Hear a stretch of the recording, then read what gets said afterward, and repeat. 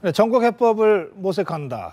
오늘은 김세현 미래전략개발연구소 상임이사, 조한기 새정치민주연합 서산 태안지역위원장 두 분과 함께하겠습니다. 어서 오세요.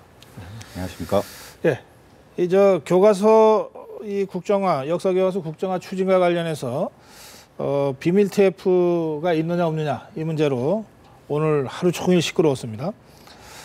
여야의 지도부가 모두 이 문제와 관련해서 발언들을 쏟아냈는데, 예, 원유철 새누리당 원내대표 그리고 이종걸 새정치민주연합 원내대표 두 사람의 발언을 한번 확인해 보겠습니다. 정상적으로 일하고 있는 공무원들에 대해서 업무를 방해하고 위협하는 어처구니 없는 일이 벌어지고 있는 것입니다. 즉시 이성을 되찾고 정상으로 돌아갈 것을 강력히 촉구합니다. 정부조직법상의 설치 근거가 박약한 조직이고 별도의 비공개 사무실에서 운영되는 점이 주목됩니다.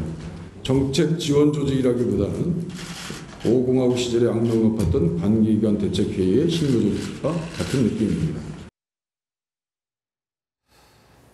예, 조한기 위원장, 먼저 문제 제기하시겠습니까? 예, 저는 국정교과서 문제는 이념 문제가 아니라 상식과 비상식, 선진국과 후진국의 문제라고 봅니다. 지금 후진국에서나 일어날 수 있는 비상식적인 일이 계속 벌어지고 있습니다. 국민의 세금으로 움직이는 공무원들을 그것도 21명이나 인사발령 없이 은밀한 장소에 몰래 모아놓고 일을 시키는 것이 선진국에서 있을 수 있는 일이 아니라고 저는 생각합니다. 네. 그분들이 한 일이 시민단체나 교육단체의 동향을 파악하고 언론을 관리하고 그 정보를 모아서 청와대에 보고했습니다. 그리고 그 교육부의 비밀 TF에 가담했던 21명의 공무원들은 오늘 출근도 안 했답니다. 대한민국의 공무원들이 이렇게 움직여서 되겠습니까? 하루빨리 비상식을 상식으로, 비정상을 정상으로 돌려놔야 된다고 봅니다. 자, 김세현 이사. 조금 시각이 틀린데요. 지금 오늘 새정치민주연합의 최고위원 정청래 의원은 이런 이야기했습니다. 역사 쿠데타의 비밀 아지트를 발견했다. 이게 새정치민주연합의 최고위원, 대한민국 국회의원이 할 수 있는 이야기입니까? 어떤 이야기냐면 지금 대한민국 헌법에 따라서 민주적인 절차에 의해서 정당성을 가지고 있는 박근혜 대통령이고 박근혜 정부입니다. 박근혜 대통령이 역사를 바로 세우겠다고 하는데 거기에 따라서 교육부를 지휘해서 태스크 포스팀을 구성해서 역사 바로 세우기를 위한 작업을 하는데 그게 무엇이 잘못됐습니까? 그래서 이것은 새정치민주연합의 정청래 최고위원이 말하는 것처럼 역사 쿠데타의 비밀 아지트 이렇게 정치 공세를 해서는 안 됩니다. 이것은 지금 먹고 살기 바쁜 국민들에게 이거는 새정치민주연합이 정치 공세일 뿐인 것이 모든 국민들이 알고 있습니다. 그런데 이 문제와 관련해서 국민들이 또 야당에서 합리적 의심을 가질 만한 일들이 이번에 비밀 TF 말고도 여러 건이 있었습니다. 재난 시에나 쓰는 예비비를 44억 원을 몰래 편성했고 또 과거에 교육부 차관과 교육부 장관이 했던 말과 다른 지금 말 바꾸기를 했고 그리고 어제 드디어 교육부의 비밀 TF까지 나왔습니다. 그렇기 때문에 국민들 야당의 입장에서 봤을 때는 교육부가 계속 거짓말을 하면서 청와대가 거짓말을 하면서 이미 국정화 작업을 깊숙이 강행한 것이 아닌가 이렇게 바라보고 있는 겁니다. 국정화 작업은 이런 것입니다. 저는 고등학교 교사를 해본 적 있기 때문에 말씀드리지만 이 검정이냐 국정이냐 이것은 애들에게 초등학교, 중학교, 고등학교까지 일어나는 애들에게 국가 시민으로서 자라가는 소양을 가르치는 것입니다. 특히 역사에 있어서는 역사 교육은 앞으로 미래를 이끌어 나갈 우리 지도자와 국민을 키우는 일이단 말이죠. 그런데 있어서 국정이라는 건 과거에 있어서 좌편향되고 또 반대한민국적이고 또 근현대사에 있어서는 산업화나 민주화가 우리나라를 이끌고 있는 양기둥입니다. 이 기둥을 균형 잡게 역사 서술을 해줘야 되지 하나가 잘못됐다 민주화를 더 중심으로 해서 서술하는 건 잘못된 거거든요. 그런 점에 있어서 어떤 장차관이 이렇다 저렇다 이야기하는 건 그 말을 가지고 말꼬리를 잡는 식이지 선거 공약적인 이 발언이지 절대 그런 건 아닙니다. 그래요. 뭐 두 분이 그 역사교과서 문제에 대해서는 이제 입장을 분명히 다르게 갖고 계신 것 같은데 지금 그 이 교육부의 황우여 장관이 국회에서 한 발언, 이를테면은 뭐 이거 청와대가 시켜서 하는 거 아니다, 교육부 차원에서 하는 거다든지, 또는 이병기 비서실장도 뭐 같은 취지로 청와대가 개입하고 있지 않다, 이렇게 국회에서 어쨌든 질의에 답변하는 형식을 통해서 이렇게 했는데, 뭐 이번에 TF 존재는 그냥 인정한 거 아닙니까? 청와대에서도 교육부에서도. 근데 이 TF가 구성된 시점이나 여러 가지로 봐서 이거 위증이다, 이렇게 지금 새정치민주연합에서 공세를 취하고 있거든요. 그 문제에 대해서는 어떻게 설명하시겠습니까, 그러면? 그런 위증 여부보다는 예. 저는 이런 생각이 듭니다. 지금 역사교과서의 국정화만큼 최대 현안이 어디 있습니까? 최고의 국민들의 관심사입니다. 네. 여기에 대해서 총리가 국정화를 하겠다는 것에 대해서는 서로 여야 할 것 없이 동의를 했단 말이죠. 거기서 방법에 있어서 날짜가 틀리고 어쩌고 저쩌고 이걸 가지고 국정화에 대해서 잘못했다 이렇게 판단하는 건 잘못된 것 같고요. 네. 그리고 지금 이 청와대는 정부 부처를 총괄하는 부서입니다. 그 부서에 있어서 상황을 관리하고 태스크 포스팀을 안 만든다는 게 이상한 거죠. 그리고 지난 세월호 때는 어떻게 했습니까? 상황과 관리를 안 한다고 야당에서 뭐라고 하지 않았습니까? 대통령을 뭐 동네 이장보다도 못하게 나와라 책임져라 해놓고, 지금 대한민국 국민들이 가장 중요하게 생각하는 역사교과서에 국정화란 말이 역사를 바로 세우고 자편향되고 반대한민국적인 요소를 없앤다는 이야기거든요. 거기에 대해서 예. 이렇게 위증 논란이 있는 것은 조금 거칠게 비유하자면 도둑질도 손발이 맞아야 하는 건데 손발이 안 맞아서 도둑질하다 들킨 모양새라고 저는 생각합니다. 청와대는 교육부의 책임을 떠넘기고, 또 교육부 장관은 어느 인터뷰에서 영원히 국정화를 하자는 것은 아니다, 그러면서 살짝 도망가고, 저는 청와대 비서실장과 교육부 장관이 과연 하나의 정부에서 일하는 관료들인지 의심이 좀 듭니다. 그래서 장관님도 교육부 장관도 국회에서 위증을 한 셈이고, 결국에는 비서실장도 청와대 비서실장도 위증을 한 겁니다. 아닙니다. 그것은 이렇습니다. 모든 일에 있어서는 이 정서라는 게 있습니다. 국민들의 정서가 어떠한가 하고 일의 정책을 판단하는 기준이 있단 말이죠. 어떤 기준으로 삼았을 때 청와대에 관여했느냐 안 했느냐 이렇게 판단하는 거고요. 이병기 실장 입장에서 교육부가 당연히 이 일을 처리하는 주도권을 가지고 있다 하기 때문에 교육부의 일이라고 하는 거고요. 또 그다음에 황우여 부총리가 청와대가 알고 있냐 모르고 했냐 했을 때는 정당한 보고에 의해서 대통령에게 보고할 때 그 시점을 기준으로 했을 때 보고냐 아니냐 이렇게 따지는 거기 때문에 그 기준을 가지고 마음속에 있는 걸 가지고 이랬다 저랬다 하면서 그게 위정이다 이렇게 판단하는 건 잘못됐다고 생각합니다. 알겠습니다. 그럼 이 문제는 어떻습니까?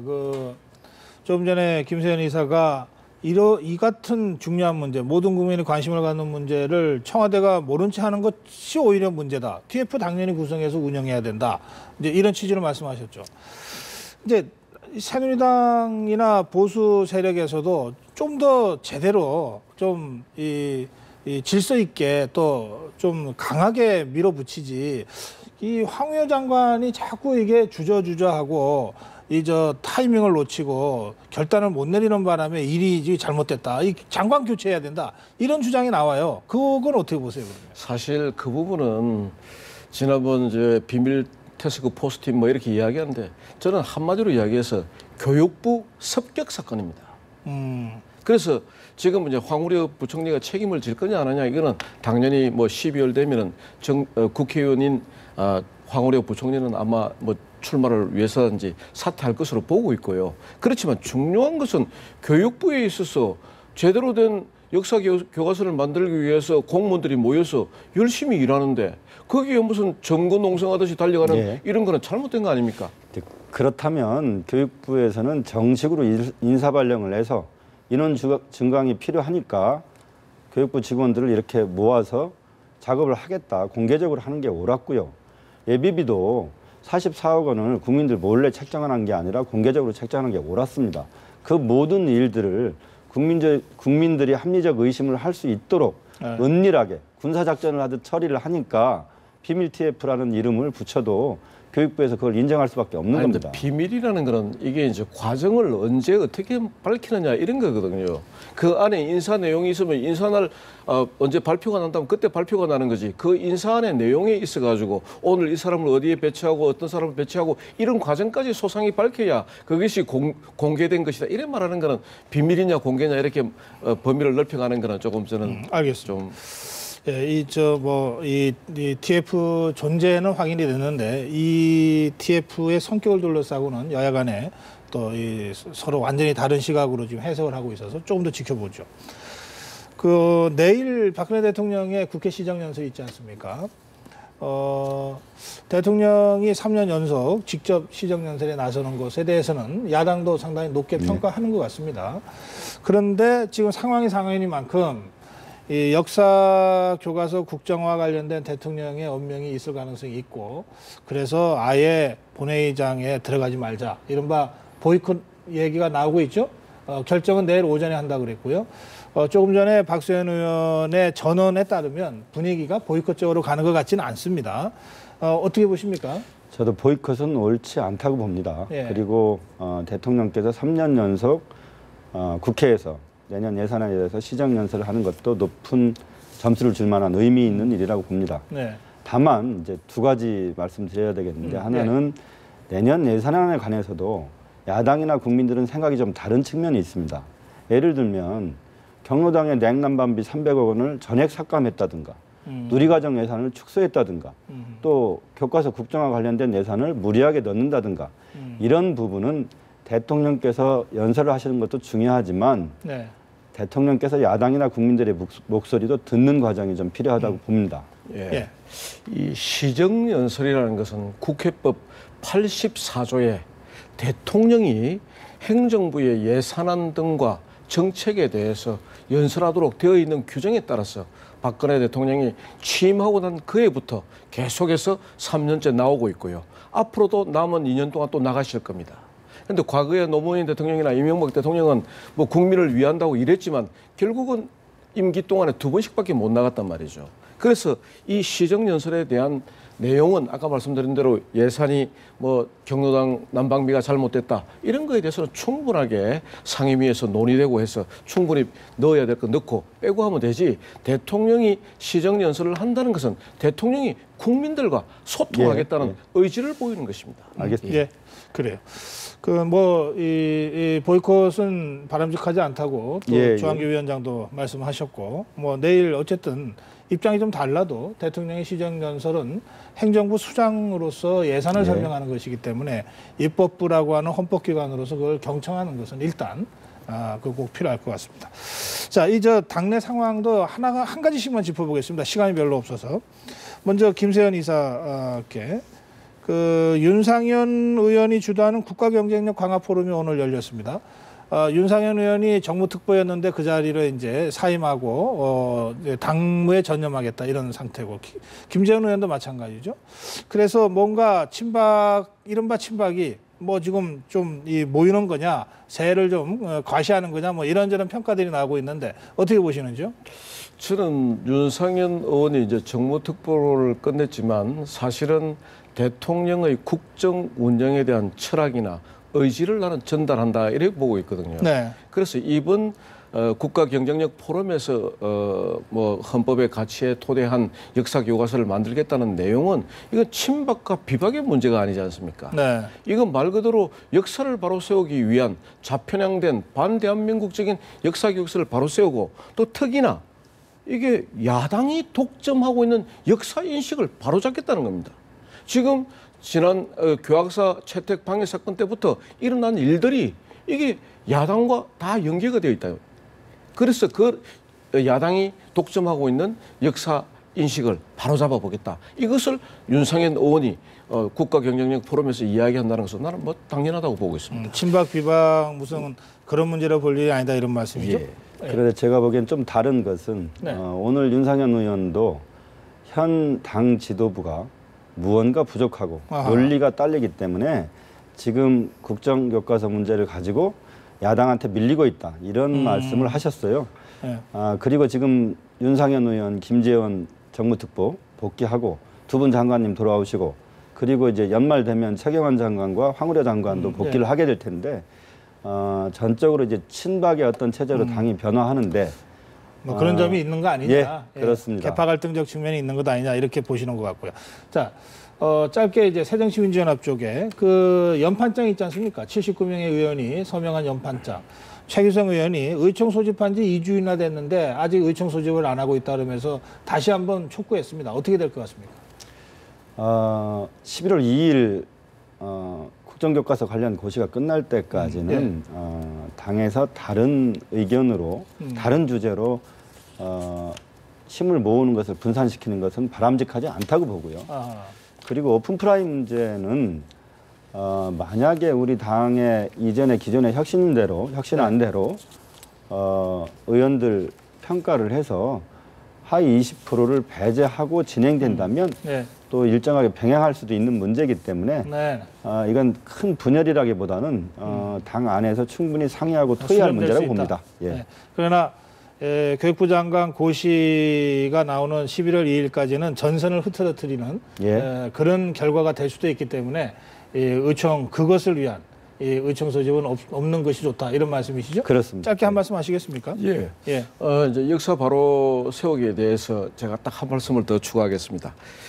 DJ는 김대중 대통령은 이랬습니다. 박정희 전 대통령에 대해서 6.25 폐허 속에서 허덕일 때 우리도 하면 된다는 국민적인 자신감을 불러일으켜서 국가에 공헌하고 근대화를 이루겠다고 했습니다. 그래서 이 말씀은 뭐냐면 역사교과서를 국정화하는 것에 대해서 내년 총선 이슈로 삼겠다는 문재인 대표가 정치 공학적으로 접근해서는 안 된다. 그리고 야당의 역사 해석을 또 독점해서도 안 된다. 그리고 지금은 화해와 통합과 미래로 가는 역사 교과서를 만드는데 같이 힘을 보태달라는 말씀 드리고 싶습니다. 마무리하면서 그렇게 문제를 제기하시면 제가 발언 기회를 안 드릴 수가 없네요. 마지막으로 제가 짧게 하겠습니다. 역사에 관한 일은 국민과 역사학자의 판단이라고 생각한다. 어떤 경우든 역사를 정권이 재단해서는 안 된다. 정권의 입맛에 맞게 한다는 의심을 받을 수밖에 없다. 죄송하지만 이 말씀 박근혜 대통령이 2005년에 하신 말씀입니다. 정답 말씀하신 거거든요. 전 이렇게 하는 것이 옳다고 봅니다. 박근혜 대통령은 나라와 국민을 먼저 생각하지 결코 정략적으로 생각하지 않습니다. 김대중 대통령과 박근혜 대통령의 역사와 관련된 발언까지 나왔습니다. 오늘 여기서 마무리하겠습니다. 시간이 너무 됐네요. 고맙습니다. 고맙습니다.